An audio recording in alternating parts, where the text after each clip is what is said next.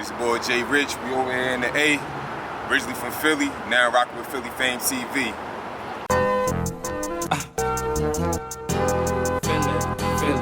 Philly Fame.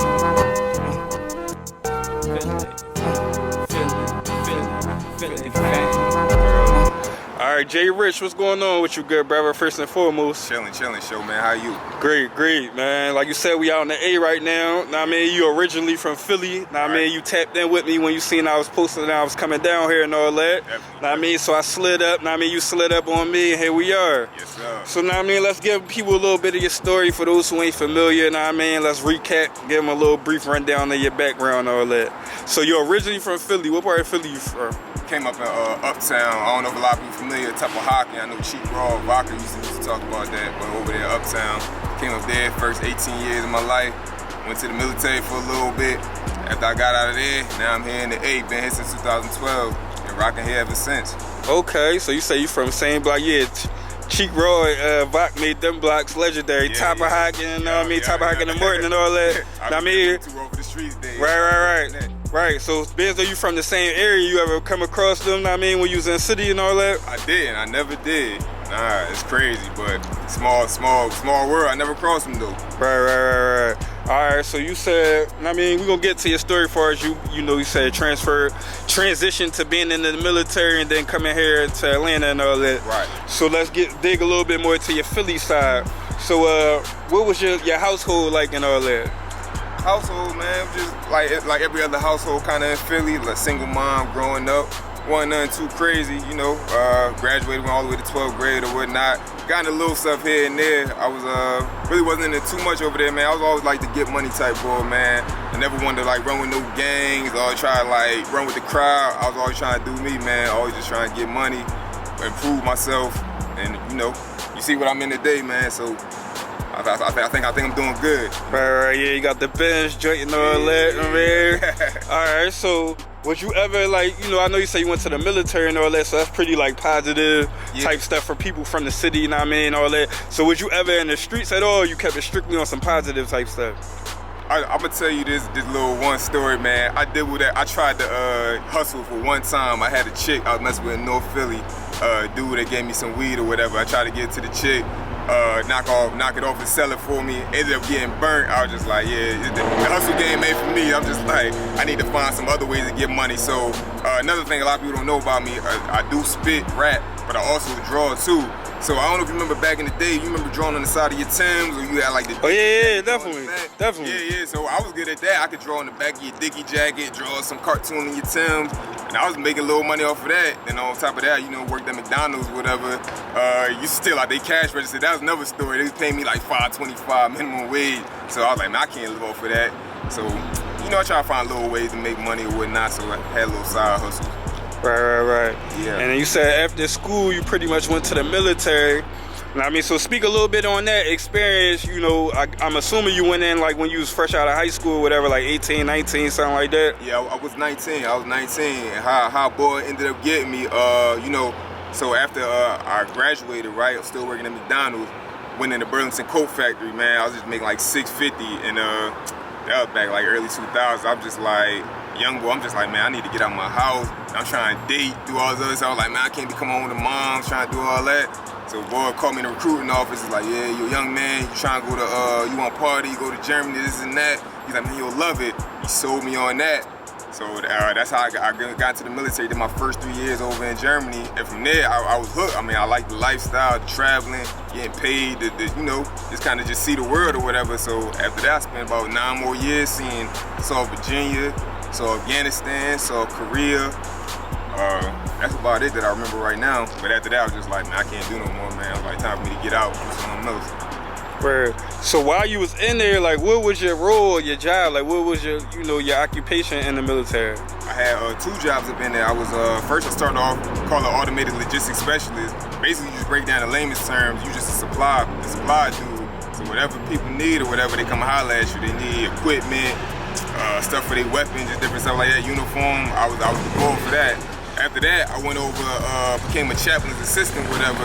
So if y'all just familiar with chaplains, how they be in the jails, military, and all that, you know, it's like the pastors for the military. So I was just his assistant doing like I'll do like paperwork, set up stuff, little stuff here and there. And so those are my 2 jobs. I've been there for about 9-10 years. All right, so you ain't had to go to war. You ain't had to get in the trenches and fight under there. Now here's the thing, we went over to Afghanistan, right? And so what we had to do, since a lot of people needed counseling over there, me and the chaplain, we'd hop on a helicopter to Black Hawk, fly out or whatever, or we had to ride in up armor SUVs or whatnot. They'd be like in little Suburbans or whatever. So those are the most times that I actually got in the trenches, just riding through the streets in them up armors, because they had what's known as IEDs, improvised explosive devices. Them things go off. They had the up armor vehicle Johns to be like, you ain't gonna get hurt if it explode or whatever, or it's gonna lessen your impact. I ain't gonna say you ain't gonna get hurt, but so that's the most I got to see. We ain't got no firefights and none of that, so I ain't complaining either, man. I came home in one piece, and I'm just glad to be here, man. Right. So, transitioning out of the military back to civilian life, as they would call it, know what I mean? So explain that a little bit. You say you was in there for like 12 years and then you got out of it. So explain that transition, going out of that back to regular life, know what I mean? The transition at first, man, I ain't gonna front, it was hard, because all I known from like a young buck up until my adult years, all I knew was military. All I knew was to train, to wake up at 6, exercise, do this and that, eat. It was almost kind of like prison, but you getting paid. But so the transition was kind of hard. I'm just like, man, what I'm gonna do when I'm gonna get out? And everybody in the military, they always just be like, man, you spent 9-10 years, go ahead, do the 20. I'm just like, nah, bro, this ain't for me no more, man. Like, I gotta go just do something else in my life. So at first, it was hard. I came out, just worked like little warehouse jobs, different stuff like that. But then after a while, Better Man kind of like put me onto the game of like, you know, entrepreneurship, just saying like, look, man, you ain't gotta keep working for these people, man. It's just different stuff you can do out here. Like what you doing, show, man. You working the camera, you got Philly F.A.M.E, you got media, photo, video. There's other ways you can make money. You ain't got to punch your clock working 9 to 5. So I'm on that same type time now, man. I drive for myself, try to dibble-dabble, little trades here and there, you know, just little stuff where I can keep myself afloat and I ain't got to depend on nobody. Facts. All right, so I want you to touch on something that you mentioned. You was like, kind of like prison, as far as like your military regimen and your schedule and all that. Right. Just touch a little bit on that, elaborate a little bit, explain like how it's similar to prison in some ways. So I'm gonna tell you how it's definitely like how when I really thought it was like prison, right? When I was over in Afghanistan and I was going to school over there, I remember one time we had to write a paper and I was just thinking, I'm just like, man, what am I write about? And I'm just kind of just looking around. You know how prison got the barbed wires, the walls and everything. And I'm just looking, I'm looking around my surroundings, I'm just like, man, this is literally like, they got us in prison here, man. They trying to say it's for to keep the enemy out. But I'm just like, real talk, it's kind of to keep us in there and make sure we don't go nowhere. The barbed wires, the thick walls and all that, we just locked down, man. You can't do nothing without their command. So you basically locked in on the base once you get there, like you can't move, you can't do nothing. I can't do nothing. Got the barbed wire and all that, similar to how it is in prison where you cannot leave the base without permission. Exactly. They gotta tell you when to eat, tell you, well really you don't tell you when to sleep, or tell you when to eat, tell you when you gonna get up. All that, I'm just like, they got your whole life on lock, really. Wow. Man, that's interesting, man. Yeah. So you transition from that, you back in the world, you say you're doing odd jobs and all that. Right. And then, you know, I see the music, I mean, you're doing the music thing and all that. We're going to touch a little bit on that. All right. And what you do with the music, which I noticed, like, you more so, like, with the positive messages and all that. Your music, like, I mean, some of the genres I heard was based on, like, you giving a message from, like, a perspective of, like, a Hebrew Israelite. Know what I mean? Correct me if I'm wrong. Know what I mean? If I'm off on that. So what we do, we actually call Yehudi, which really, as everybody know, they know it as Jews or whatever, but it wasn't no J until later on. Like the French gave us the J, so we Yehudi, which they know as Jews. A lot of people probably will mistake us for Hebrew Israelites, but the kind of message that I give, like you say, positivity, a political message type, get it on your own type, you don't need nobody else.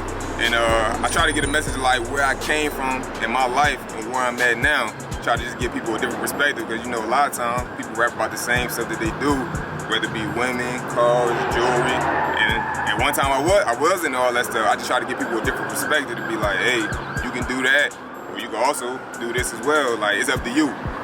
Right. Now I want you to elaborate on the like you said, people, like you said, y'all call yourself Jews, Yehudi. and people mistake y'all for Hebrew Israelites, right, who also call themselves Jews. Right. So explain the difference, because I ain't too familiar and I never really heard of that. So explain the difference, like what's one of the things that would separate y'all from them?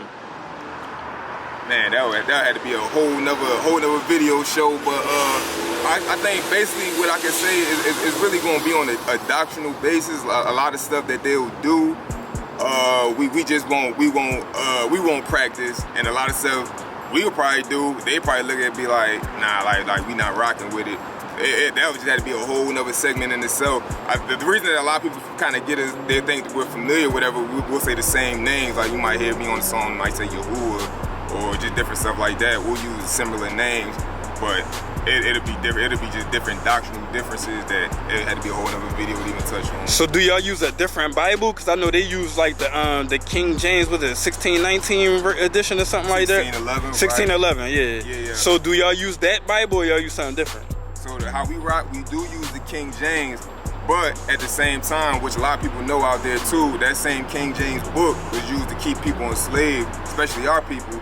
So we take that book, and we also take other references too from older scripts and kind of compare and match up. Because if you just go by that book alone, man, you just end up just another slave in captivity. So we do use that book, but we don't take everything for it as face value, because we know people that added stuff to it.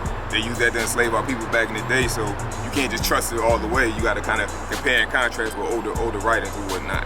Okay. So what would be your overall message? Because I'm assuming, and you correct me if I'm wrong, that if y'all like similar to them, but y'all have y'all differences, I would think that y'all kind of believe that black people are the original Jews as well. Do y'all believe that, or is it sound different? So this is how I kind of put it, show. We will say that, I'll put it like this: people that in the book, it has been fulfilled that people that came coming over through the slave trade, like if you came over and got put in slavery, some of them will be, but we can't confirm because everything's been so mixed up and messed up from slavery, from getting raped by my masters. We don't know who's who really. So really we kind of go off of what people would call faith, but we call it amunah. It's our belief to be like, okay, we tied to it because we believe this is what he prescribed for it hard to happen. So it's more about our belief more than just off of like color and a race, if that makes sense. Kind of just to make it short though. All right, I got you. I follow. All right, so let's touch on the music part. Like I said, you give a lot of these information. You speak with this message in your music. So speak a little bit on like how long you've been doing it. Tell people some of the projects, songs, videos, whatever you've been doing with the music. Give them the whole rundown. All right, so let me actually kind of start back, man. I've been rapping since like 16, man. To kind of just give like a little brief rundown. Remember just sitting at the lunch table, they used to beat on the table. We just all come in and cypher. That's when I first started rapping. If people remember cannabis out there, that's when that whole scientific rap was in play. So that's when I've been rapping. When I I'll tell you when I transitioned over to how I am now. Probably been since 2016 or whatever. First project I ever dropped was called Court in Session, and that's when I kind of moved over to a more positive, consciousness, religious type rap. And from there till now, if you just go on my Instagram, which I'll plug in at the end, you can kind of find like little stuff that I got on there. That was the first project I put out, was Court in Session. Next project I'm looking to put out is All I Got. And y'all can't see it right now, my brother just walked up. I got a project coming out with him that's gonna be called Rich Cookies. That's my brother over here, right here. You're in the cut with it, yeah. Yeah, so that's actually gonna be the next project that come out. I'm gonna make sure I definitely post that on the gram once we do that. Look for that in about 2 months. That's gonna be hot. Okay, cool. So on that note, go ahead and plug like all your social media and all the outlets where they can find your music, videos, whatever you got out right now. All right, so I'm gonna tell y'all this now. I'm bad with the social media. I'm trying to get better. I'm old, and I'm 37, so the social media stuff is kind of still new to me. On my Instagram, you can find me rich_life. That's LYFE_Zamara, ZAMARA. Rich_life_Zamara.